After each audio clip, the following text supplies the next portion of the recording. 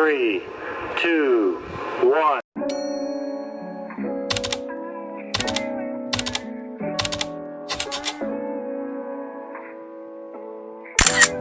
Halo teman-teman semua, apa kabar kalian?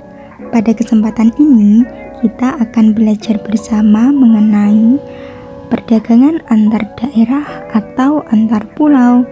Ini ada pada materi IPS kalian di kelas 8 semester 2. Mari kita belajar bersama dengan menyimak dan memahami betul materinya. Selamat belajar. Pada kesempatan kali ini, kita akan mempelajari tentang pengertian perdagangan antar daerah atau antar pulau, tujuan perdagangan antar daerah atau antar pulau, dan faktor pendorong perdagangan antar daerah atau antar pulau. Sebelum kita belajar tentang pengertian perdagangan antar daerah atau antar pulau, ada yang tahu perdagangan itu apa? Yaps, perdagangan adalah kegiatan tukar-menukar barang atau jasa berdasarkan kesepakatan bersama tanpa ada unsur pemaksaan. Sedangkan pengertian perdagangan antar daerah atau antar pulau adalah perdagangan yang dilakukan oleh penduduk atau lembaga suatu daerah atau pulau dengan penduduk atau lembaga suatu daerah atau pulau lain dalam satu batas wilayah negara atas dasar kesepakatan bersama. Perdagangan antar daerah atau antar pulau ini dilakukan dengan cakupan antar daerah atau antar pulau dalam suatu wilayah. Umumnya, perdagangan antar daerah atau antar pulau ini selain untuk memenuhi kebutuhan suatu daerah, juga memiliki dua tujuan utama lainnya. Tujuan perdagangan antar daerah atau antar pulau tersebut diantaranya adalah: yang pertama, memperoleh keuntungan. Tujuan utama dilakukan perdagangan antar daerah atau antar pulau ini adalah untuk memperoleh keuntungan. Keuntungan diperoleh dari selisih antara harga beli dengan harga jual.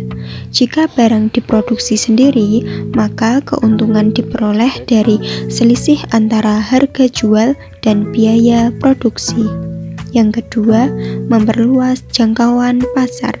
Jangkauan pasar yang dimaksud adalah jumlah konsumen yang mengkonsumsi barang tersebut semakin banyak dan tersebar di berbagai daerah. Kemudian, faktor pendorong terjadinya perdagangan antar daerah atau antar pulau antara lain: yang pertama, perbedaan faktor produksi yang dimiliki. Keterbatasan sumber daya alam dan faktor produksi pada setiap daerah yang berbeda-beda membuat suatu daerah tidak dapat memenuhi kebutuhannya sendiri, sehingga tiap-tiap daerah melakukan perdagangan untuk mencukupi kebutuhannya. Sebagai contoh, tanah yang subur di daerah pegunungan mampu memproduksi berbagai jenis sayur-sayuran, sedangkan masyarakat di daerah tepi pantai memiliki ikan yang banyak jumlahnya. Maka perbedaan hasil produksi tersebut akan mendorong adanya perdagangan antar daerah atau antar pulau. Faktor yang kedua adalah perbedaan tingkat harga antar daerah. Produk yang dihasilkan di tiap daerah seringkali memiliki perbedaan tingkat harga.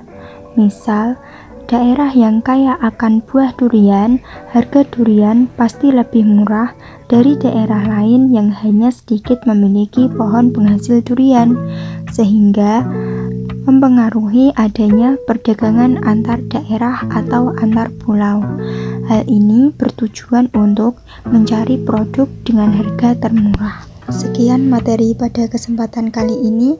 Terima kasih. Mohon maaf apabila terdapat kesalahan. Semoga bermanfaat. Selamat beraktivitas.